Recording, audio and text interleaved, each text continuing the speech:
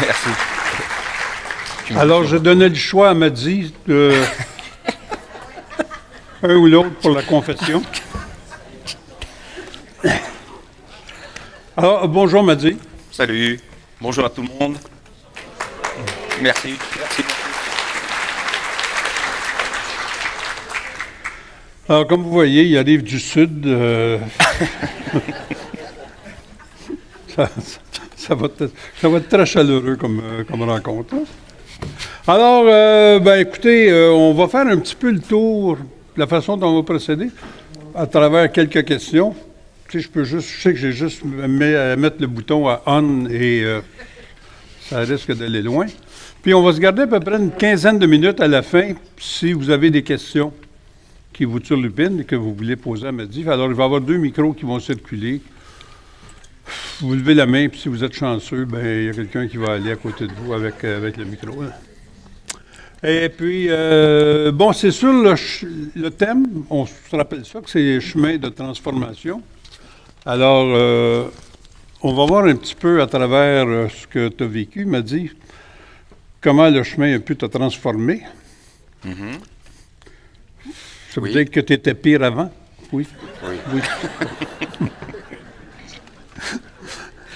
Alors, c'était quoi ton premier chemin? Qu'est-ce qui t'a poussé à aller marcher là-bas, là? La première fois? Pourquoi le chemin? Parce que il se trouve qu'à l'époque, donc je parle de ça dans les années un peu avant 90, donc je devais avoir 21, 22 ans, je courais beaucoup parce que j'aimais ça, j'avais besoin de ça. Et la marche, ça m'est venu parce qu'un jour j'étais devant la télé. Alors on avait une règle avec mes parents, c'était que... Et avec nos parents, on avait un accord, c'était que, ok, vous regardez ce que vous voulez à la télé, mon frère et moi, mais à 13h et à 20h, ces informations, là, c'est pour nous. Donc un soir, je suis devant la télé, et puis mon père rentre, il est 20h, je lui mets les informations, je lui donne la télécommande, je me lève pour partir, et puis là... j'entends que ça parle de gens qui marchent avec un sac à dos vers une ville qui s'appelle Saint-Jacques-de-Compostelle en Espagne. Donc je ne connais pas du tout. En plus, moi à l'époque, la marche, c'était vraiment pour les vieux. Et je me rassois et j'écoute ça. Je ne sais pas pourquoi, mais j'ai regardé le reportage en entier, ça a duré quelques minutes. Et à la fin, je me suis dit, un jour, j'irai voir pourquoi ils vont à Compostelle. Et donc là, on est en 88, 89. Et les années ont passé, arrive l'an 2000. C'est l'année de mes 33 ans. Et le jour de mon anniversaire, pour une fois, je me suis dit, je vais pas faire comme d'habitude. D'habitude, on va avec les copains, on picole, on est complètement bourré. Et là, je me dis, non, pour une fois, je vais pas faire la bringue. J'avais vu qu'il y avait une marche dans ma région, dans l'est de la France, en Moselle, qui fait partie de la Lorraine. Et c'était de Thionville à Metz, c'était 50 km en marchant, sans sac à dos. Juste un petit sac pour le sandwich. Et, pardon, le casse-croûte. Non, le sandwich, oui. Depuis que je suis là, j'essaie d'enlever les anglicismes. Donc ça m'arrive encore, mais je fais des efforts. Et donc je m'inscris à cette marche et j'y vais. Et là, je me dis, oh, ça va être de la rigolade, vu ce que je cours. Là, ça va vraiment être une promenade de santé. Et je commence tout de suite, je carbure, je mets vraiment le truc à fond. Je dépasse plein de gens, je suis content de moi, je fais quelques pauses et tout, puis je continue. Mais quand j'arrive à Metz, donc à l'arrivée, avant d'arriver à Metz, peut-être 1 kilomètre avant déjà, mais j'étais dans un état mais lamentable. Les trottoirs, je portais mes jambes pour monter les trottoirs et je suis arrivé comme ça au truc de ravitaillement à la fin là. Et donc il y a un docteur qui m'explique que la marche c'est pas comme la course. Je dis ça j'ai compris. Et puis et en fait il y a tous les gens que j'ai dépassés qui m'ont redépassé parce qu'eux avaient l'habitude, ils faisaient des sorties régulières en marchant, ils savaient ce que ça, ils géraient bien leur truc. Et là, il y a une dame qui me dit j'ai entendu que vous rentriez sur Thionville, est-ce que je peux venir avec vous? Vous pouvez me déposer? Je dis ouais, il n'y a pas de problème. Le truc, c'est que moi, j'avais honte parce que tout le monde était en forme et moi, je marchais comme un robot, j'avais hyper mal aux jambes. Donc, je suis rentré dans la voiture en faisant semblant de rien avoir. Donc, j'arrive à me mettre comme ça, me pose, je la ramène à Thionville, je la dépose, je sors même pas de la voiture, rien, je dis non, c'est bon. Je vais chez moi, là, je marche comme ça, je me pose. Et là, je me dis demain, ça va aller. Donc je suis donc rendu chez moi, dans un piteux état, et je me dis, demain ça ira mieux. Et quand je me lève le lendemain matin, mais c'est carrément l'inverse. Là, je peux plus bouger, j'appelle mon chef et je dis, écoute, je peux pas venir, j'arrive pas à marcher, je suis dans un état lamentable, je bosse pas aujourd'hui. Il me dit ok, reste à la maison. Donc je me suis fait ma petite cuisine pour la journée. J'ai mis le fauteuil avec la petite table, la télé, puis j'ai passé toute la journée à regarder la télé. Le lendemain, j'ai pu partir. Et ça a été vraiment ma première expérience de marche. Et je me dis, ouais, plus jamais. Et je continue à courir. Je me dis, bah, l'année prochaine, je vais faire le marathon de New York. Donc je m'entraîne à fond pour ça. Et le temps passe. Et on arrive en 2001. Et moi, j'ai énormément de... J'ai toujours eu du mal à passer l'hiver parce que dans ma région, c'était très gris. Ça manquait de lumière. Donc j'ai tendance à quand même à déprimer gravement. Et un matin, je suis chez moi, je suis tout seul, sur mon fauteuil, et je me fais une espèce de petit bilan de ma vie. Je me dis, bon, en un an, j'ai perdu 1 heure de sommeil, parce que je me lève de plus en plus tôt pour gagner du temps, pour éviter les embouteillages, parce que les embouteillages, c'est un truc qui me rend complètement fou. Et je me dis, voilà, j'ai un salaire. Et voilà, je suis dans cette réflexion où je me dis, je gagne un salaire pour entretenir le peu que j'ai là. Et je me fais une espèce de projection 30 ou 40 ans plus tard. Et là, j'ai une espèce de... Je me dis, mais c'est pas possible, c'est pas une vie, c'est vraiment une vie de merde, quoi. Là, autant me mettre une balle tout de suite, comme ça c'est terminé, parce que je me vois pas vivre comme ça longtemps. Et me revient comme ça subitement que j'avais dit qu'un jour j'irai à Compostelle. Et je retombe sur un bouquin, ouais, parce que je suis tombé sur un bouquin qu'on m'avait offert. Et là, je me dis, bah oui, j'avais dit qu'un jour j'irai là-bas.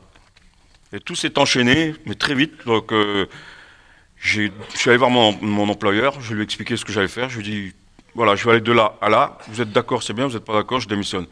Et là, il me dit, tu veux quoi, un congé sans solde? Je dis, ouais. Ok, combien de temps? Je dis, 4 mois minimum. Ok, fais-moi un courrier. Je fais le courrier, je suis parti. Comme je lisais un bouquin sur Saint-François d'Assise, et j'avais lu c'était quand même, il était issu d'une famille bourgeoise et qui s'était volontairement rendu pauvre, qu'il n'avait plus rien. Pareil, je me dis, mais qu'est-ce que ça peut faire de plus rien avoir? Ben, on va faire l'expérience. Et donc je donne tout ce que j'ai. Je donne mes meubles, je donne l'électroménager, j'avais une moto, je l'ai donné, les instruments de musique. J'ai gardé ma voiture, ma caisse à outils. Et là, j'avais un truc qui me disait, va à Compostelle, ta vie, elle va changer. Et c'est comme ça que je suis parti du Puy, avec un départ complètement foireux. Je suis arrivé au Puy, il était 15 heures, je crois. Et puis j'attendais, je suis allé boire un coup avec un copain sur une terrasse, puis je lui disais, mais je comprends pas, dans les bouquins, c'est marqué qu'il y a plein de pèlerins, ils sont où là? En fait, tous les pèlerins étaient partis à 7h, 7h30 le matin. Moi, j'étais comme un con à attendre. Et 2 heures après, je dis, bon, j'en ai ras-le-bol, moi j'y vais. Et puis finalement, je suis parti avec la tente, avec 17 kilos. Enfin, j'ai fait tout ce qu'il faut pas faire. J'étais parti avec des baskets trop petites. Donc ça a été vite un cauchemar. Il a plu pendant 10 jours. Mes pieds étaient comprimés dans mes baskets. J'ai attrapé des ampoules qui se sont infectées. Un soir, je me suis réveillé dans un gîte. Je sais pas, il devait être 2-3 heures du matin.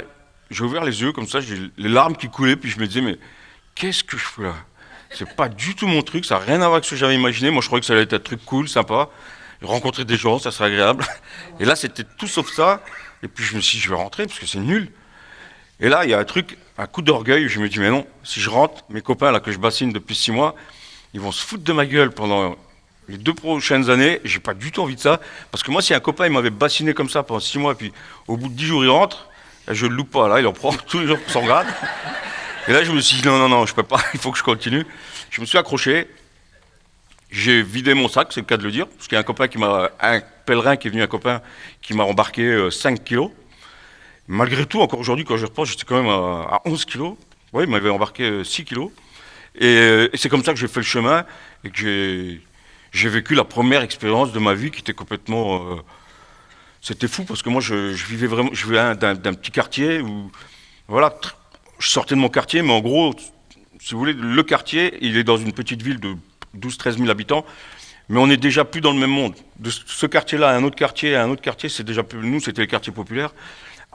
J'avais des copains qui habitaient dans les maisons, c'est 2 mondes différents. Alors, quand j'ai côtoyé ces copains-là, leurs parents, quand je discutais avec eux, je me disais, on vit pas dans la même ville, on vit pas dans le même pays, on vit pas dans la même France. C'était chacun une perception complètement différente les uns des autres. Mais comme je suis curieux, je suis toujours allé dans tel quartier. Et sur le chemin, ça m'a vachement aidé. Ça a été la première expérience et qui a été vraiment marquante. Quand tu es revenu de là, tu étais transfiguré? Alors, ça a été génial au niveau personnel parce que, ben là, du coup, non, faut pas que je dise du coup. Non, mais ça, on est habitué. C'est comme le casse-croûte, ça c'est français, ici c'est des sandwichs, tu sais, bon, ça va, mais du coup, tu ne dirais pas qu'on dirait que c'est pas le vrai français, non?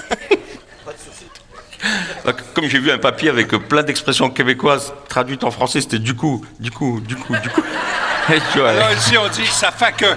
Ça fait que. ça fait que. C'est moi là encore.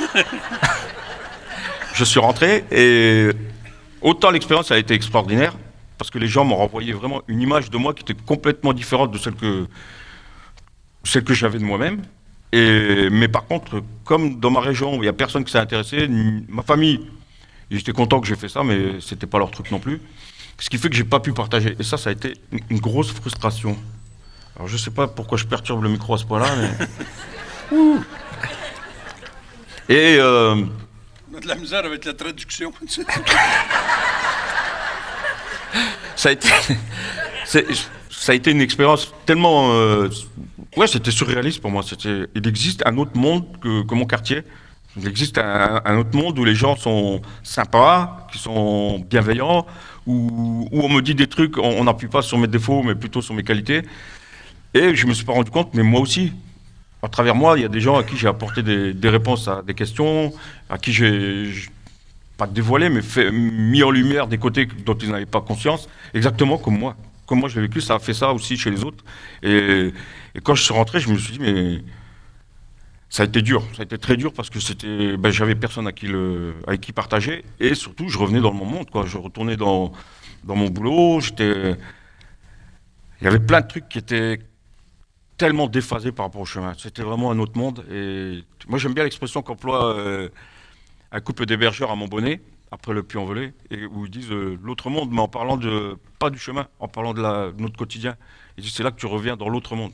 Parce que souvent on dit, on revient dans la vraie vie, puis un jour il y a quelqu'un qui m'a repris, il m'a dit, et si c'était pas ça la vraie vie, le chemin? Parce que finalement les gens sont, même moi, c'est comme ça que j'aimerais être au quotidien. Après, à force, avec le temps, avec l'expérience, il y a quand même beaucoup de choses du chemin que j'ai réussi à incorporer, à faire en sorte que ça fasse partie de mon quotidien, mais ça n'a pas été du jour au lendemain.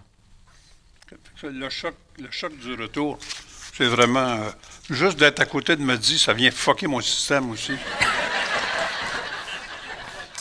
Fucker, c'est mélanger. Oui. Alors, du coup, tu es revenu puis tu as rencontré quelqu'un. Ouais. Richard Bois. C'est ça. C'est que je suis parti, donc j'étais parti longtemps, et j'avais suffisamment d'économies à l'époque parce que j'avais un plan épargne-logement. Et donc je pense que mon banquier devait surveiller en se disant, bon, là son plan épargne-logement il couvre, là ça couvre plus vraiment, et là je pense qu'il faut lui faire comprendre qu'il faut qu'il rentre. Et un jour j'étais à Compostelle, j'ai mis ma carte de crédit dans un distributeur, et il l'a avalé, et heureusement j'avais pris mon billet de bus. C'était la dernière année en francs. Il me restait 2 francs 50, c'est-à-dire de quoi boire un café. Et donc je suis allé dans le bar où je traînais tout le temps, là, j'avais vraiment sympathisé avec le patron, il m'avait vraiment à la bonne.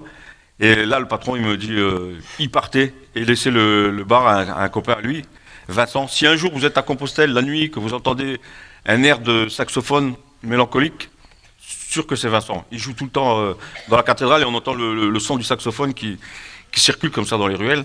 Et donc Vincent s'occupe du bar le soir-là. Tony va pour partir, il lui dit un truc, Vincent me dit, Tony il a dit, tu bois ce que tu veux. Ok, Tony part, il revient, il redit encore un truc, là Vincent me dit, Tony il a dit, tu bois ce que tu peux. Donc je me suis pris une dernière murge. Ça donne des perspectives intéressantes.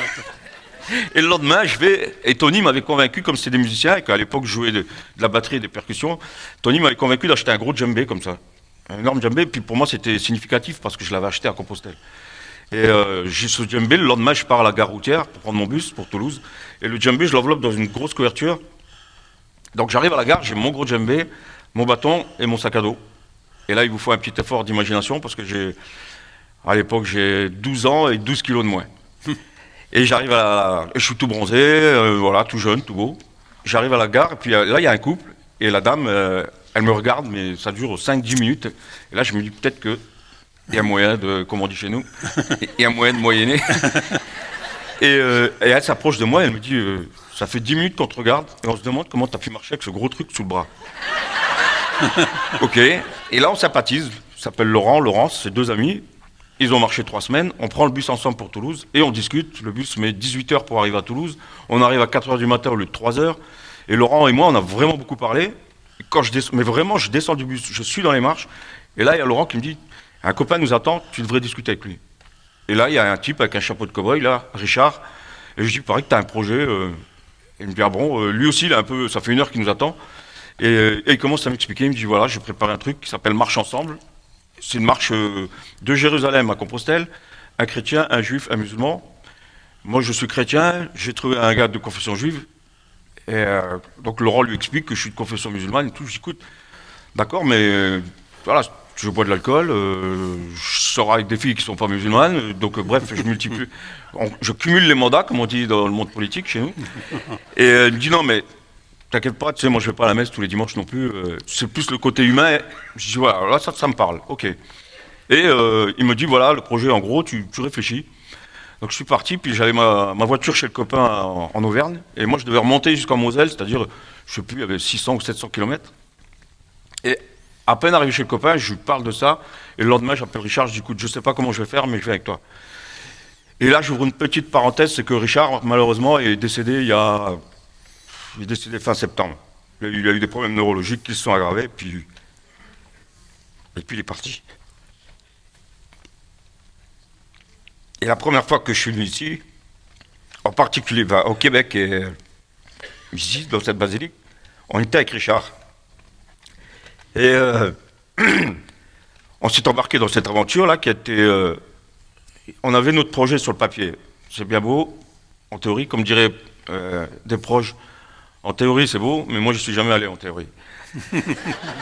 Et là, on part avec notre truc, la fleur au fusil, comme on dit. Richard a fait un bon boulot. Moi, j'ai embarqué plein de jeunes de ma région, une prof en particulier avec qui ça a super bien accroché, qui a dit à ses élèves, on va travailler sur leur projet en anglais. Il y a une autre prof qui a dit, bon, on va travailler avec ça en français.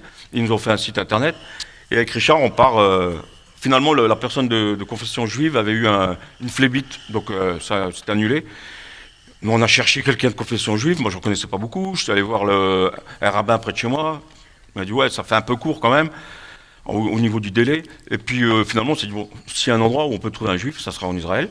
Donc, on va partir en Israël, puis on verra sur place. Et finalement, de fil en aiguille, on a rencontré un type qui nous cherchait depuis 3 semaines et qui nous présente Johan. Johan qui rêve de faire le chemin de Compostelle et qui dit, ouais, moi, je veux bien me joindre à vous, mais là, je suis en train de faire des travaux de traduction, de travaux d'ostéopathie pour son père, de l'hébreu au français, donc je ne peux pas venir avec vous. Il nous a rejoint plus tard. Avec Richard, on était là, on est resté 1 mois et demi à Jérusalem. Donc on vient avec notre projet, mais c'est que du papier, il n'y a rien de concret. Et un jour, on nous parle d'un guide, Eman, qui fait découvrir la Palestine à travers un parcours plutôt alternatif, d'une autre façon, quoi. Et on voit Eman, on discute avec lui, puis il nous dit, bah, j'ai un copain qui est directeur d'une école, là, si ça vous dit... Et le directeur vient, il boit un coup avec nous, puis on discute. Il dit, est-ce que vous seriez prêt à faire un speech là dans 10 minutes? Ouais, pourquoi pas. Donc moi, je me débrouille assez en anglais pour faire une présentation. On fait la présentation, puis là, ça marche super bien. Là, on sort avec Richard, on se tape dans la main, on se dit, voilà, là, le projet est né. Et là où ça a été fort, c'est que, symboliquement, c'est que le projet est né à Bethléem. Quelque part, il y a un truc, c'était vraiment quelque chose de marquant. Et on s'est embarqué là-dedans en se disant, on partirait pour 1 an. Et de la Grèce, on passerait en Italie en bateau, de Brindisi. Non, de la Grèce, on irait à Brindisi en bateau.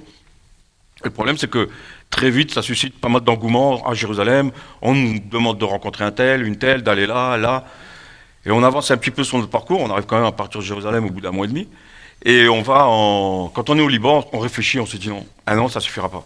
Il va falloir peut-être multiplier ça par 2. Et on va pas prendre le bateau, on va passer par les Balkans, Sarajevo. L'ex-Yougoslavie, ils ont connu la guerre, ça s'inscrit bien dans notre projet, parce que on a été appelés les marcheurs de la paix, mais c'est pas nous qui nous sommes appelés comme ça aurait été quand même assez prétentieux. C'est les gens qui nous ont appelés comme ça, parce que pour eux, ça leur inspirait ça.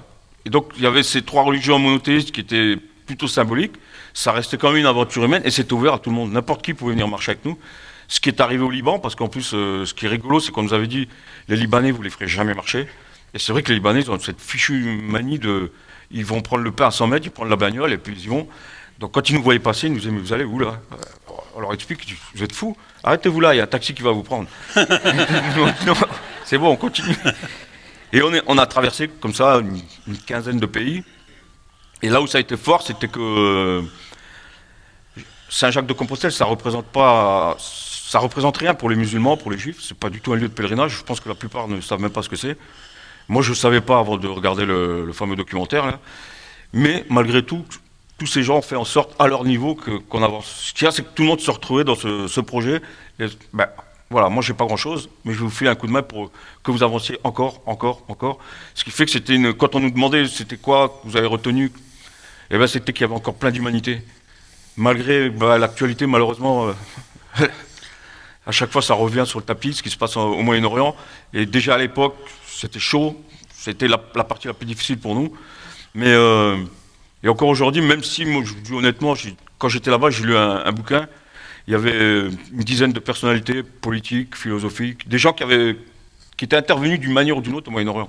Et quand j'ai fermé le bouquin, j'ai dit à Richard, il n'y aura jamais la paix ici, c'est impossible. C'est impossible, il y a trop de séparation d'un côté comme de l'autre. Entre eux déjà, ils ne s'entendent pas, comment ça peut pas aller. Et puis on a vu des trucs après qui se sont passés où on voyait que la haine de l'autre, elle se manifestait, elle se transmettait de génération en génération. On habillait déjà des gamins comme ça, avec des uniformes, on les faisait parader avec les drapeaux, etc. On les entraînait, on leur lavait déjà le cerveau. De l'autre côté, c'était des jeunes militaires qui avaient 18, 19 ans, 18 ans je crois, qu'on emmenait déjà à Yad Vashem, je crois que ça s'appelle, le mémorial à la Shoah, où Richard et moi on l'a visité. Quand on est sorti de là, on parlait plus. C'est tellement horrible ce qu'on avait vu, qu'on est resté plusieurs minutes comme ça, pas dire un mot. Puis après on a vu une espèce d'escadrille, une patrouille, je ne sais pas comment on appelle ça, 20, 30 soldats, des jeunes, donc ils commencent leur service, et on leur fait visiter ça. Et avec Richard, on s'est dit, mais, ok, ils leur font visiter ça, mais qu'est-ce qu'ils leur disent derrière? Parce que si c'est pour leur alimenter une certaine haine envers les autres, ça va pas faire avancer le truc. Donc de chaque côté, il y a une espèce d'alimentation de la haine de l'autre. Et heureusement, parce que c'est ça, moi c'est ce que je retiens, c'est que côté israélien, juif, pas israélien, parce qu'on peut être musulman israélien, c'est une nationalité, mais de confession juive, donc les juifs et les palestiniens, des deux côtés on a vu des gens qui souffraient, parce que ils souffraient des décisions qui sont prises par des politiques, par des terroristes, des actes qui sont pas du tout soutenus par eux, qui sont pas validés par eux, mais voilà, ils subissent, c'est ce qui se passe en ce moment, c'est encore ce que nous on avait vu à une moindre échelle par rapport à ce qui se passe actuellement. Mais ça a été notre gros regret, parce on était vraiment dans un truc, on nous avait dit, vous vous rendez pas compte là-bas, mais ici c'est la guerre. Mais c'était gentil par rapport à ce qui se passe. Et il y a un jour où on est passé, il y a 3 Françaises on leur dit, on va à Nazareth voir le père Choufani, un prêtre qui a une école où il y a des chrétiens, des musulmans, et qui travaille avec une école juive à Jérusalem. Et le père Choufani, c'est un mec qui est un prêtre de confession maronite, qui lui, son truc, c'est, moi, à ma façon, je m'arrange, ce que j'aimerais, c'est qu'un jour, on soit un État, juif et palestinien, juif et musulman, juif et arabe, comme vous voulez, et que le jour où ça se fera, que le pays soit encore en État. Donc c'était sa façon de combattre, en quelque sorte, entre guillemets. Et donc on va monter à Nazareth. Et les 3 Françaises nous disent, vous passez par là. Donc on passe par le chemin qu'elles nous ont indiqué, sauf que c'est les territoires occupés. Donc on passe par Ramallah, Naplouse, Jénine, et en fait c'est la guerre. Mais nous on ne s'en rend pas compte, on est là avec nos sacs à dos, et on voit des trucs, on se dit mais qu'est-ce que c'est que ce quotidien? Un jour on descend une route qui passe vers une carrière, et là il y a un gros 38 tonnes qui arrive, c'était peut-être Ben, le nouveau Ben. Big Ben. Et le camion descend comme ça, c'est une route sinueuse, et quelques minutes après il revient en marche arrière. Et là je me dis mais... Le mec, il se prend vraiment la tête, là. La route, c'est une manœuvre qui est quand même assez compliquée. Et là, il se fait chier. Bon, on se met sur le côté. Ah non, moi, je me penche et je dis à Richard, écoute, je ne sais pas si je délire, mais j'ai l'impression qu'il y a un énorme char qui est en train de faire reculer le camion. Donc, on se met sur le côté. Puis là, le routier, il fait sa marche arrière. Quand il passe à notre hauteur, il continue à reculer. Et là, il y a un char. Alors, au Liban, on a vu des chars, j'ai l'impression que c'était des jouets. Tu pouvais les prendre. Et puis là, c'est des chars américains. C'est un truc énorme, ça fait un bruit pas possible. Et derrière, il y a un engin blindé qui fait presque autant de bruit. Et donc le camion, il recule. Le char, il est là, il le fait reculer. Nous, on est là. Et le char, quand il arrive à notre hauteur, il s'arrête, puis il tourne le canon, il le pointe vers nous. Et nous, on est là. Le réflexe, c'est de lever les mains. On a balancé les bâtons. Moi, j'avais un bâton assez particulier qu'on aurait pu prendre pour un fusil si on le mettait comme ça. Donc là, on est au milieu de nulle part. Je me dis, ouais, on ne s'est pas parlé avec Richard, on n'a pas dit un mot. On était comme ça. Ça dure 30 secondes, il y a un de ces bruits. Et pendant qu'on ne se parle pas, chacun se fait son petit film là. Et moi, je me dis, mais il appuie sur le bouton, ils peuvent raconter ce qu'ils veulent, après dire ils transportaient des explosifs, ils avaient des armes. Et là, à un moment, il y a quand même un soldat qui descend et qui nous dit les passeports. On lui donne, il dit ouais, vous n'allez pas à Jenin, vous retournez. Je dis, bah non, tous les kilomètres qu'on a fait avec la chaleur, là, on va pas les refaire demain. Hein. Donc il insiste, nous on insiste. C'est un petit jeune, il doit avoir 18-19 ans. Et à un moment, il appelle son supérieur. Le supérieur lui dit bon, ok, tu les as prévenus, laisse-les passer. Et là, il me dit vous savez que c'est dangereux. Oui, oui, c'est ça. Nous, on n'a pas peur. C'est vous qui nous faites peur depuis le début. Là. Chaque fois que vous nous contrôlez, on est comme ça. Là. Et donc on continue. Puis dès qu'on arrive à Jenin, il y a une dizaine de jeunes qui arrivent vers nous au courant, qui nous attrapent, qui nous disent venez avec nous. On va dans un magasin. Et puis là, ils sont, je sais pas combien, ils sont tous autour de nous. Ils nous offrent des biscuits, puis ils nous posent plein de questions. Elle dit ah ouais, c'est vrai que c'est vachement dangereux ici. Et là, on va en ville. Ah oui? Oui. On va en ville et on cherche un hébergement. On discute avec un marchand de thé qui a un de ses copains. Lui, je l'oublierai jamais, Mustapha. Il était basané. Il nous écoutait, puis je voyais que c'était moi qui parlais, parce que Richard parlait pas anglais. Et je racontais notre voyage et tout. Puis là, je voyais que Mustapha, il serrait ma mâchoire, il disait rien, puis le visage fermé. Puis à un moment, il me coupe, il me dit vous vous rendez compte? Vous venez de France, vous allez traverser une quinzaine de pays. Nous, on habite ici, on vit ici, on n'a pas le droit de sortir de la ville. Puis là, je dis à Richard, ah ouais, là, ça a été quand même une chape de plomb, là. Il nous aide à trouver un hébergement. Dans un bâtiment, il y avait différentes associations, des organisations non gouvernementales, des Européens, des Australiens. Là, il nous héberge, il y a un anniversaire, il nous invite à l'anniversaire. On va dormir, à 1h du matin, il vient de nous réveiller, puis nous monter sur le toit. On va sur le toit, et là, on voit, en fait, la couche nuageuse, elle est vachement basse. On entend un hélicoptère, mais on ne le voit pas. Et là, en bas, on voit dans la ville qu'il y a le char et l'engin blindé qu'on avait vu en fin de journée, qui sillonne la ville comme ça. Et là, on s'est regardé avec Richard, on dit, ouais, mais c'est vraiment la guerre, quoi. Et là, je dis, on comprend pourquoi les mères laissent leurs enfants. Il y a des enfants qui montent sur les chars. Tout ce qu'ils peuvent faire, c'est casser les antennes, casser ce qu'il y a à l'extérieur, les soldats ne sortent pas. Donc, on réfléchit à ça, et puis le lendemain, on part, et on franchit le fameux mur là qu'ils sont en train de construire. Je ne sais pas s'il est fini. Et on se fait encore contrôler par un soldat, mais en fait, nous, on était. À leurs yeux, on représentait rien, c'était vraiment, ouais, ces deux débiles là qui marchent pour la paix. Le soldat était comme ça sur son truc, et puis le passeport, il regarde, on lui dit, ouais, on marche pour la paix. Je fais, ouais, allez-y. Crissez-moi la paix, mais on dirait ici, tu sais, pour être chrétien et tout. Et on traverse le mur, là, on passe le mur, et là, on voit que c'est. La ville, c'était de la terre battue. On voyait des gamins jouer avec des morceaux de fer, là, ils ont une roue en fer, et puis là, ils la font tourner. Et là, on passe, c'est tout vert, il y a des orangeries. Alors, on s'est dit, ouais, même stratégiquement, c'est la guerre. Parce que là, il y a de l'eau, de l'autre côté, il n'y en a pas. Et on est passé devant un magasin, ça nous avait choqué, c'était qu'il y avait des jouets radiocommandés, ce qu'on n'avait pas vu depuis le début du voyage, depuis notre entrée dans les territoires occupés. Et à chaque fois qu'on avançait comme ça, c'était... on se raccrochait toujours à notre projet. Autant on se prenait la tête sur des trucs, mais on était raccord sur la politique, sur la religion. On se prenait la tête en tant que mec, parce qu'on n'avait pas le même caractère, on n'avait pas le... Richard, il avait 17 ans de plus que moi. Par la suite, Johan nous a rejoint, il avait 10 ans de moins que moi. Donc c'est 3 générations, c'est 3 cultures complètement différentes. Mais on s'était dit, ce projet-là, il nous réunit bien et il va falloir s'accrocher à ça parce que on a vite fait de baisser les armes. Autant là, je vous ai dit, j'y crois pas à la paix là-bas, mais c'est pas pour ça que je vais laisser tomber. C'est que je le fais à mon niveau. Quand je peux, comme à Gatineau, pouvoir parler avec des jeunes pour leur expliquer qu'il ne faut pas se laisser monter la tête, il ne faut pas se laisser embarquer par des adultes qui ont leur vie, qui ont peut-être même leur raison, mais qui sont complètement à l'ouest et qui vont vous entraîner dans un truc où vous ne devriez pas aller. Il ne faut pas vous laisser embarquer dans ces histoires-là. Parce que je dis ça parce que chez nous, avant de partir, il y avait un petit jeune qui devait avoir 15-16 ans, qui me parlait d'aller combattre en Palestine. Je dis laisse-les déjà faire leurs affaires, là. Toi, occupe-toi déjà de ta vie, ça sera déjà pas mal. Et donc, ce projet-là nous a porté jusqu'à Compostelle. Et ça a été une belle aventure qui s'est terminée le 9 août, c'est-à-dire le jour de la Saint-Amour. On n'a pas fait exprès d'arriver ce jour-là à Compostelle. Et par le biais d'un copain que j'avais rencontré lors de mon premier chemin, on a été accueillis par les prêtres de la cathédrale de Compostelle. Et là, il y a 4 prêtres qui nous reçoivent dans une pièce elle est peu éclairée, les plafonds sont très hauts, un peu comme ici, avec des grandes, longues tapisseries foncées sur les murs, et c'est vraiment très sobre. Et là, un des prêtres nous dit, ici on reçoit les gens importants. Donc nous on est là tous les 3 comme ça, là, et puis... On les attend.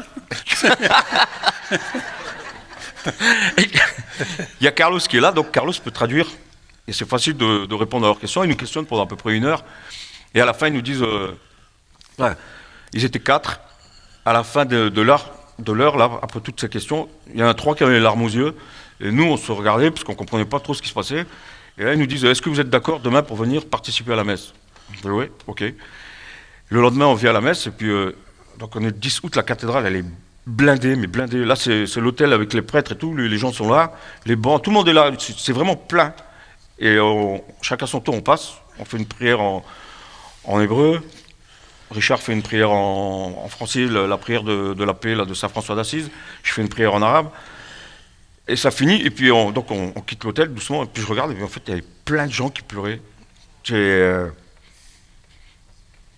J'ai jamais compris ce qui s'était passé. Même sur le chemin, il y a des gens qui nous disaient, ouais, il y a une énergie avec vous là.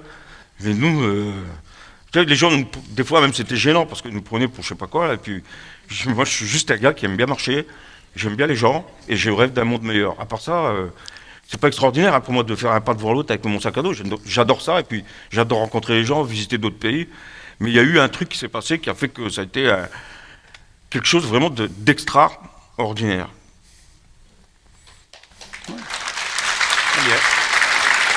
Merci. Ça y est, t'es fait pleurer. Bon. Tu dis que t'as vraiment des problèmes avec le micro puis les larmes. Hein? Bon, enfin. Puis après ça, après cette expérience-là, t'es allé au Seuil. Oui. Tu nous dis un peu c'est quoi le Seuil? Seuil, c'est une association qui a été créée par Bernard Olivier. Bernard Olivier, c'est un ancien journaliste qui a fait d'autres métiers. Et maintenant, Bernard doit avoir au moins, je pense qu'il a au moins 84 minimum, peut-être même plus. C'est pas très vieux. Non. En fait, je cite son âge parce que Bernard, il n'y a pas longtemps, je pense que c'est avant la pandémie, Bernard, il a fait la route de la soie, donc le parcours de Marco Polo, en partant d'Istanbul jusqu'en Chine. Et il a fait ça en 3 fois, il a vendu des centaines de milliers de ses livres à travers 22 pays, je crois. Et tout cet argent, il me disait, moi, mes livres se vendent bien, je paye mes impôts, je paye mes factures, tout le reste, c'est pour Seuil. Donc c'était vraiment son bébé. Et ce qui a fait que, en fait, c'est le chemin qui a ramené Bernard à créer Seuil, et c'est le chemin qui m'a amené à rencontrer Bernard. Bernard a fait le chemin en partant il avait perdu son épouse, il avait des envies, des idées suicidaires. Il est parti de Paris, il était à la Compostelle, et sur le chemin, il rencontre des adultes qui marchent avec des jeunes, et c'est des Belges. C'était l'association Oikoten à l'époque, c'était flamand, qui depuis, je crois que ça s'était arrêté, ça a été repris par une autre association, et je ne sais pas s'ils continuent. Mais en tout cas, en 2007, ils faisaient leur 30e ou 35e anniversaire. Et voilà, Bernard s'est dit, je vais faire ça en France. Et il crée Seuil. Et donc moi, je marche le premier chemin, je rencontre une dame de temps en temps, une Bretonne. Souvent, les Bretons ne parlent pas beaucoup. Et Joëlle, elle ne parlait pas beaucoup. Ce qu'il y a, c'est qu'elle parlait tellement peu que je me suis dit, je dois lui faire chier. Elle n'a pas envie de marcher avec moi. Donc, je l'ai évitée. Elle a pris la vallée du Célé. Puis après, on se revoit, on se repère, on se retrouve à Navarresse. À Saint-Jean-Pied-de-Port, on se retrouve. Là, on a une table, on est, je ne sais pas combien, là. Et puis, les gens parlent du passage à Roncevaux. Puis je me dis, mais qu'est-ce que c'est que cette histoire-là? De quoi ils sont en train de parler? Ça a l'air terrible, ce truc-là. Et je comprends qu'il y a 2 gars qui sont à une autre table. Eux, ils l'ont déjà fait. Donc, je vais les voir, je leur dis... si je les écoute, je vais aller au magasin, je vais aller m'acheter des bouteilles d'oxygène, un piolet, je vais attaquer la montée là. Et là ils me disent mais non mais te prends pas la tête, vas-y tranquillement, tu verras que ça passe. Et là Joëlle vient me voir, elle me dit ça te dérange si je passe avec toi parce que j'ai peur de le faire toute seule. Je me dis oui, c'est bon. On passe ensemble, finalement on a marché ensemble jusqu'à Fistera. Plus d'1 mois ensemble. Et Joëlle elle me parle et je sais plus pourquoi c'est venu à parler de... Parce qu'un pèlerin son chien s'était fait attaquer sur le chemin. Et le pèlerin m'avait dit, Louis me dit, ça me rappelle Bernard Olivier en Turquie quand il se fait attaquer par les Kangals. Les Kangals, c'est des énormes chiens turcs là, qui sont dressés, je crois qu'ils ont affaire qu'à 1 mètre, donc ils sont capables de se battre contre un ours, contre un loup. Et je dis, je sais pas qui c'est Bernard, je sais pas ce que c'est qu'un Kangal. Et il me dit, ouais, Bernard, il s'était fait attaquer, puis il avait pris des photos avec le flash, parce qu'il s'était dit, si je meurs, je veux qu'on sache ce qui s'est passé. Et finalement, le flash a fait fuir le chien. Et donc, on est là en Espagne avec Joëlle, je lui raconte ça, elle me dit, Bernard Olivier, j'ai une copine qui a marché avec lui quand il a fait son chemin la première fois. Si tu veux, je te présente. Il a fait une association et tout. Ah bon, ouais, ça m'intéresse. On est rentré, puis on va voir Bernard qui est en train de... Il a refait son parcours en voiture avec François Dermot, malheureusement, qui est décédé depuis. François Dermot, c'est un super dessinateur qui avait fait le chemin. et qui avait fait un gros bouquin avec ses dessins. Ils sont en train de présenter le truc, ils ont refait tout le parcours en voiture. Bernard voulait voir les gens qui l'avaient accueilli sur le chemin, durant son périple, là. Et ils sont en train de faire la présentation, je sympathise avec eux, et puis je dis à Bernard, ça m'intéresse de faire accompagnant. Il me dit, bah, tu postules, et tu dis que tu as discuté avec moi. Ok. Fait que je reviens une lettre. Un jour, on est convoqué plusieurs accompagnants, enfin, plusieurs candidats. Dans le bus qui nous ramène chez Bernard, moi je discute avec un gars qui s'appelle Christian. Ça passe tout de suite, le courant passe super vite. Et on y va, et puis on est plusieurs, et il y a, dans tout ce lot de candidats, il y a Alain. Donc Alain, c'est le beau gosse, qui a tout pour lui, qui est super bien bâti, il est guide de moyenne montagne, donc vraiment le mec que j'aime pas, quoi. Et il est là, et puis toutes les filles sont comme ça devant Alain. Tu sais, moi je regarde, je dis, ah, Christian, c'est plié, c'est Alain qui va être pris, c'est sûr. Et évidemment, je ne me suis pas trompé. Alain, c'est lui qui est retenu comme accompagnant. À l'époque, ça, il y avait très peu de candidats des jeunes. C'est un processus compliqué, il faut que le jeune soit d'accord, la famille, la protection judiciaire de la jeunesse, ça prend du temps, et très souvent, le temps que ça commence, il y a un candidat pour accompagner, quand ils ont, ok, le jeune est prêt, il peut partir, ben, le candidat, il a trouvé un autre boulot, il ne peut plus partir. Et là, on est avec Christian, donc c'est Alain qui est retenu, très bien. Alain va partir avec 2 jeunes, et avec Christian comme co-accompagnant. Et ils doivent partir de la mer Baltique à la mer Adriatique. Et ils partent avec Mehdi, puis un petit jeune là, qui buvait à l'époque 6 litres de coca par jour. Donc le jeune, c'est une pile électrique. Et ce jeune-là, un jour, déjà, ils faisaient des conneries tous les deux, là, parce que manque de bol, ils se sont bien entendus. Le truc, c'est soit ils se tapent dessus, ce qui est galère, soit ils s'entendent bien, et là, ils font 2 fois plus de conneries. Et là, ils sont bien entendus, les 2 jeunes. Ils ont volé un autoradio, ils se sont fait choper par la police. Et là, après, le petit jeune qui buvait beaucoup de coca, un jour, il vole la carte de crédit à Alain. Il lui met le couteau sur la gorge et tu me donnes le code. Donc il lui a filé le code, mais finalement la marche a été arrêtée. Le petit jeune, il a été renvoyé en France. Et Alain, il a été traumatisé, il a arrêté. Et c'est Christian qui récupère le truc. Il dit, moi je pars avec, je garde le jeune, mais on va le faire à ma sauce. Moi je vais faire le tracé moi-même, jusqu'à la mer Adriatique, jusqu'à Venise comme prévu, mais à ma sauce. Ok. Et là on me téléphone, il m'a dit, il y a eu un problème sur une marche et tout, est-ce que tu serais prêt à aller faire un co-accompagnement? Parce qu'il faut faire un co-accompagnement pour être accompagnant après. Donc moi j'y vais, je l'ai rejoint à Munich, et là quand j'arrive, le petit jeune s'appelle Mehdi. Moi je m'appelle Mehdi, donc déjà ça aide. Et puis je le vois qu'il me jauge comme ça, on est en train de marcher, puis il n'arrête pas de me regarder de haut en bas. Et à un moment il me dit, je sais pas si je pense pas que vous connaissiez le chanteur Raphaël. Raphaël c'est un chanteur français qu'on n'entend plus trop là, en ce moment, mais qui fait des chansons, moi ça me fait déprimer, mais alors c'est horrible. Donc je l'écoute pas. À chaque fois que je l'entends, je dis, ah non, pitié. Et hop, je change. Et là, Mehdi me dit, t'aimes bien Raphaël? Je dis, ah non, j'ai envie de me mettre une balle dans la tête quand je l'écoute. Et là, il regarde Christian, il dit, tu vois, même lui, il n'aime pas Raphaël. et là, tac, ça passe super bien. Mehdi, je le charrie, je lui sors des blagues et tout. Ça se passe super bien, on rentre. Et là, c'est Étienne, malheureusement, lui aussi, il est décédé depuis. C'est Étienne, le responsable de la marche. Et quand je rentre, Étienne, il me dit, je savais que ça allait bien se passer. Mais là, Mehdi, quand il a parlé de toi, ça a été, ouais, on m'a dit, donc la prochaine marche, elle est pour toi. Et c'est là que j'embarque avec une marche. Et là, c'est Bernard. C'est bien parce que c'est Bernard Olivier qui est mon responsable de marche. Et Bernard, il m'a vite fait confiance. Il savait que j'avais une expérience de marcheur. J'ai quand même pas mal travaillé dans le social, beaucoup avec les jeunes. Et là, chaque fois que je lui demandais un truc, il me dit, je te fais confiance, ta carte blanche, vas-y. Et donc, je me retrouve embarqué avec un petit jeune, Olivier, qui a 15 ans. Alors déjà, à 15 ans, on est forcément... Enfin, moi, je sais que... Pour moi, ça me paraît évident qu'à 15 ans, on n'est pas bien dans sa peau. Et là, en plus, il est noir. Et il n'accepte pas d'être noir. Et il essaye de s'éclaircir la peau avec une crème qui, chez nous, était réputée cancéreuse en plus. Donc, j'ai un jeune qui a vraiment une problématique très particulière, mais qui est super bien. On a une semaine pour s'entraîner avant de partir chez Bernard, et qui est super bien, un ange. Et on arrive à Saint-Jean-Pied-de-Port, et là, c'est un démon. Je ne sais pas ce qui lui passe par la tête, mais il devient insupportable. Donc là, j'appelle Bernard, je dis, écoute, on va pas aller à Roncevaux à pied, parce que je veux pas lui casser les pattes, on va y aller avec le transport. Et là, le transport, c'est Express Bourrico Express. Et la conductrice, elle me pose des questions, on discute, et je lui parle de la marche de Jérusalem à Compostelle. Je lui dis que j'ai déjà fait le chemin, que... Enfin, bon, voilà.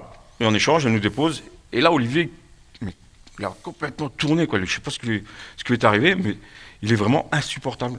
Et tous les jours, et là, premier gîte, on rencontre des gens, et les gens vont dormir au gîte. Nous, on doit dormir sous la tente. Il commence déjà à me péter un scandale.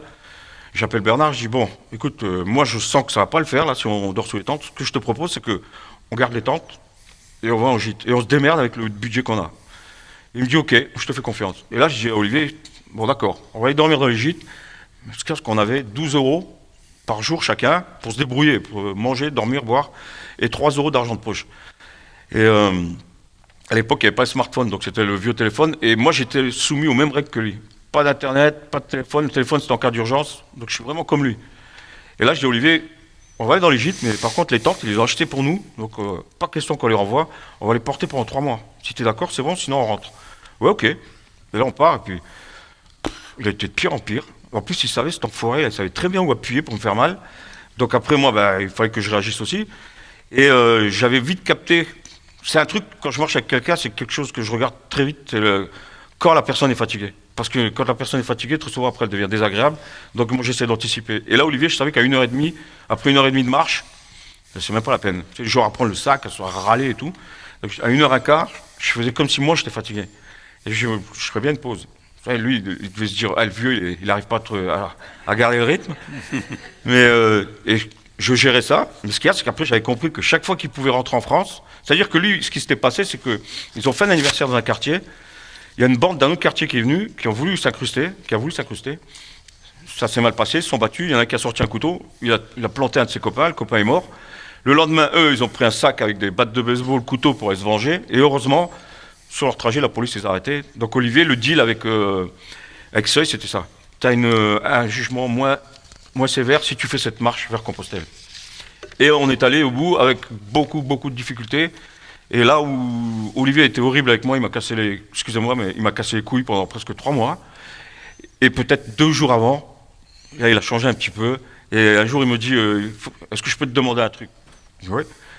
Mais il était vraiment insupportable. Il m'a vraiment pourri la vie, quoi.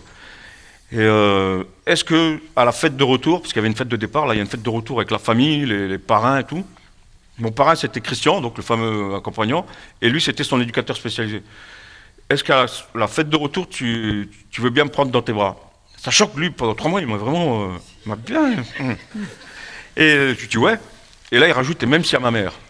Je dis ouais, y a pas de problème, ok. Et là on arrive le dernier jour, on va à Séville, on fait notre fête, et quand on retourne à Paris, on fait la fête, et là il y a sa mère qui est là. Moi j'avais compris qu'il y avait un problème avec sa mère, parce que elle voulait qu'il soit un peu plus autonome, mais en même temps c'est mon fils, et je le garde, et même si c'est à cause de ça qu'il est comme ça, tant pis. Mais le truc, il fallait quand même qu'elle le lâche un peu. Et là elle a compris qu'avec Olivier il s'était passé un truc entre nous qui a fait qu'on était vachement proches, et ça lui a fait chier. Donc après quand j'ai essayé d'entrer en contact avec Olivier, à chaque fois elle disait ouais je passerai le message. J'ai jamais eu Olivier, jusqu'à 1 an plus tard. 1 an plus tard, c'est une co-accompagnante qui est allée chercher pour l'inviter au restaurant, et elle m'a appelé, elle m'a dit je te passe quelqu'un que tu connais. Et là elle me passe Olivier, et Olivier il était déscolarisé depuis l'âge de 11 ans, donc il avait 15 ans quand il a marché avec moi, et là il me dit je fais une formation, et je me dis ouais, 3 mois j'en ai vraiment bavé, mais ça valait vraiment le coup, parce que je l'avais senti qu'il était vraiment mal, et quand un jour il nous a fait un scandale, je marchais, puis je sentais qu'il y avait un truc derrière. Et en fait, cet enfoiré, il mettait son pied dans la boue, puis il me balançait ça sur le pantalon. Et moi, je me suis retourné, je dis, putain. Alors je trace, je le sème, et puis il savait où on allait, donc je le sème. Et l'hébergement, c'est à Cacabello, c'est des box autour d'une église. Et chaque box a des portes battantes comme dans les saloons. Là. Et à un moment, lui, il est dans la chambre, moi je suis à l'extérieur, et je reviens, et je pousse la porte.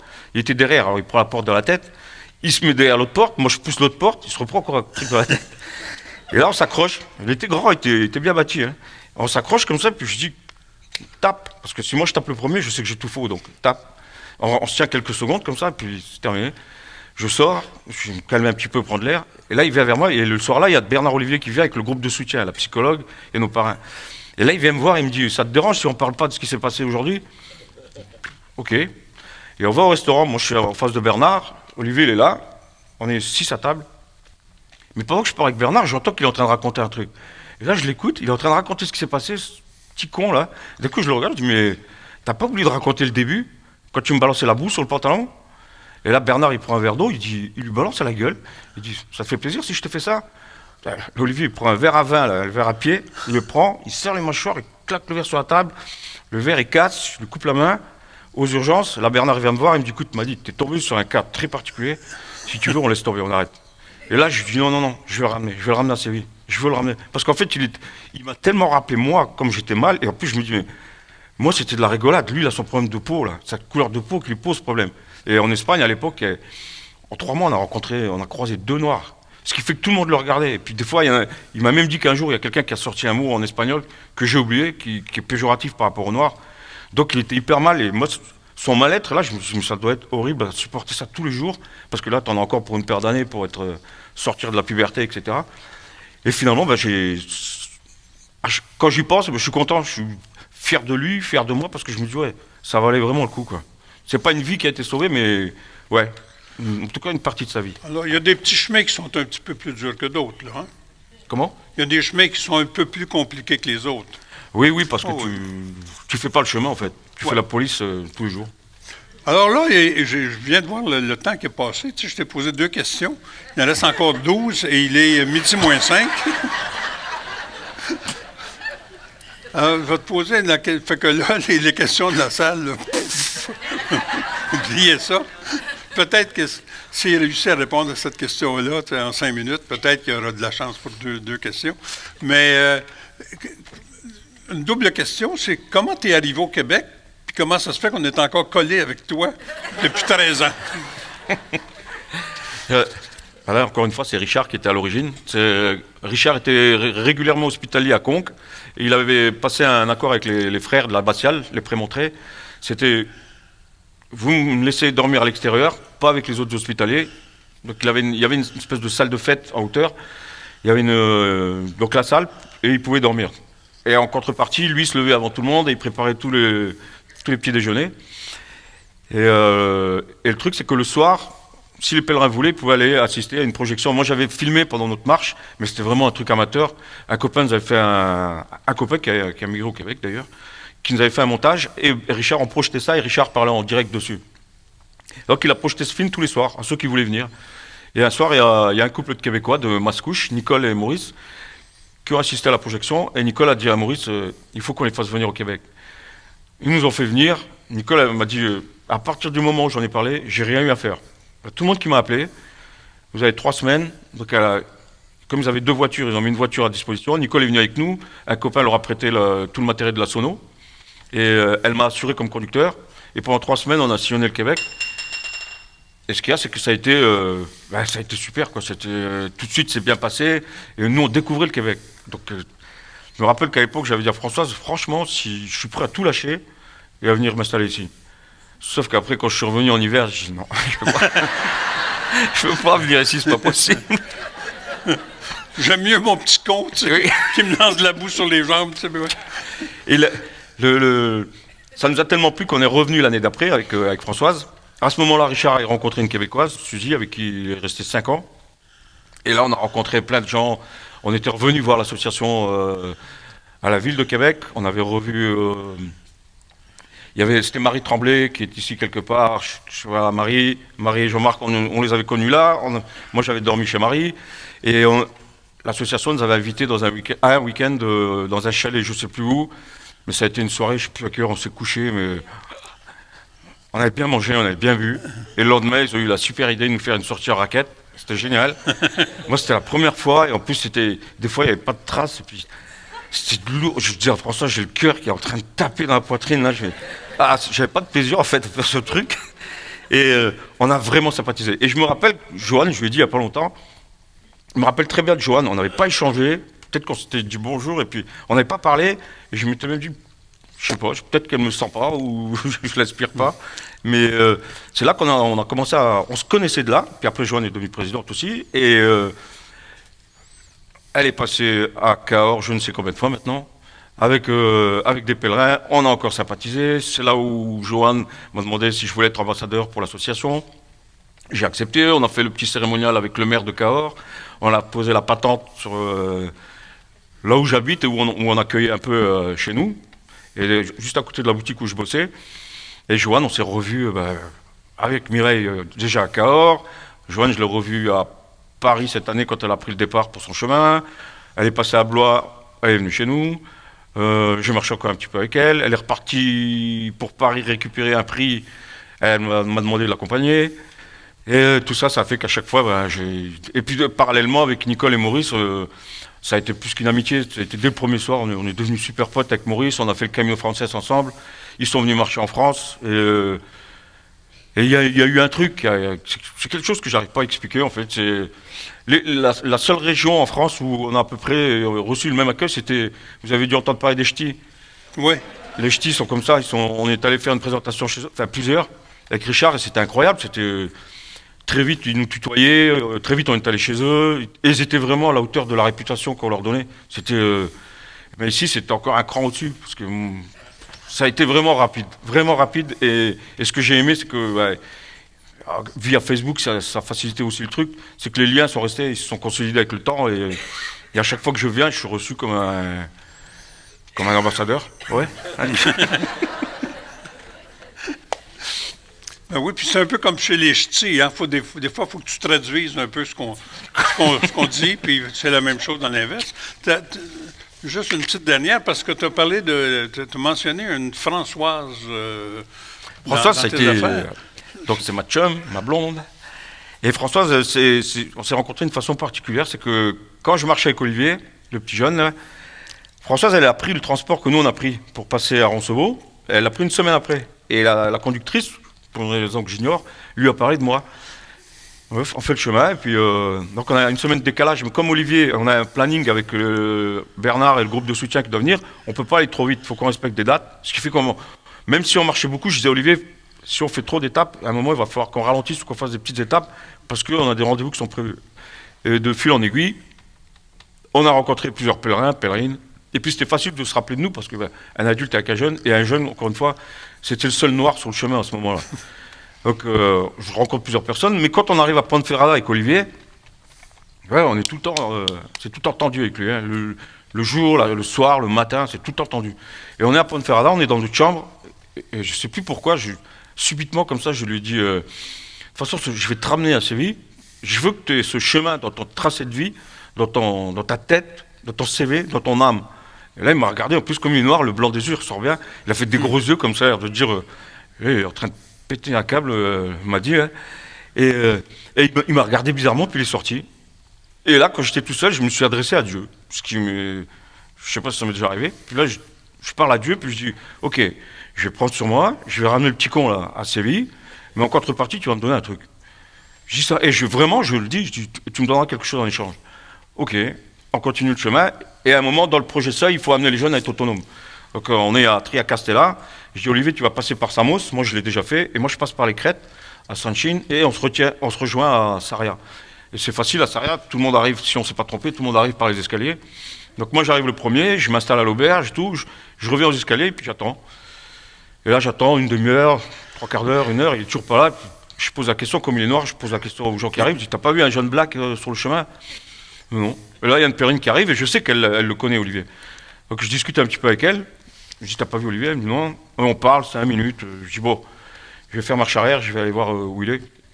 Je retourne, et puis au bout de 2-3 km, je tombe sur Olivier qui marche avec un jeune pèlerin allemand, Herbert, qu'on avait déjà rencontré. Et Olivier me dit, Herbert m'a payé la visite du monastère, c'est pour ça que je suis en retard. Je dis, non, il n'y a aucun souci, c'est bien. Au moins, t'as visité un truc, c'est intéressant, c'est très bien. Et on continue notre chemin. Et puis là, Olivier, il y a une co-accompagnante, Marie-Hélène, c'est elle qui, après, 1 an plus tard, l'avait pris en main. Marie-Hélène qui arrive, qui se joint à nous, et il y a toujours un petit moment où Olivier, il y a quelqu'un qui arrive, ça le déstabilise, il est désagréable, et quand la personne part, rebelote, là il y a l'abandon, ça le déstabilise encore. Et le co-accompagnant, son rôle, c'est aussi de soulager l'accompagnant. Donc moi, à un moment, je dis à Marie-Hélène, vas-y, marche avec lui là, que je respire un peu. Et moi, je revois cette pèlerine avec qui je discutais, avec qui j'ai un peu échangé à Sarria, et on arrive ensemble à Compostelle. Et on s'est pris en photo ensemble devant le panneau Compostelle. Et voilà, le temps passe. Et puis 1 an après, cette pèlerine, elle m'envoie des messages, je sais pas.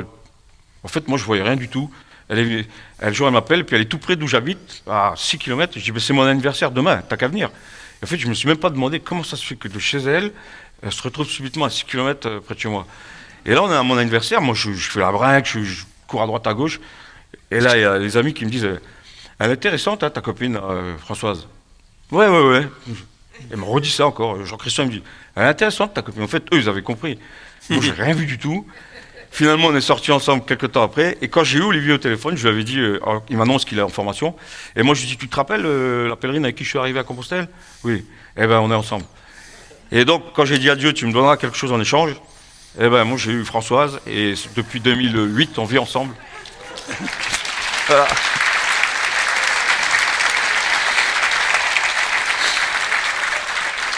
Alors, il faut faire gaffe à ce qu'on demande, on risque de l'avoir. Vous vous rappelez de la question à midi moins 10, c'était « Et Françoise? » Écoutez, bon, alors, ben, vous allez le reconnaître, il y a les jambes à l'air ici. Alors, si vous voulez attirer son attention, il lui foutez des coups de pied dans les mollets, puis il va finir par vous parler. Ben, Madi, merci beaucoup. On aurait pu continuer encore tout l'après-midi. Un grand merci à vous. Merci. Ça a été un vrai plaisir.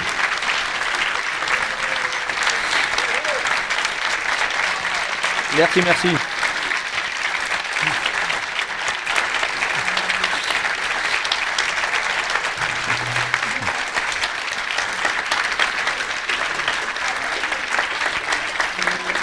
Merci.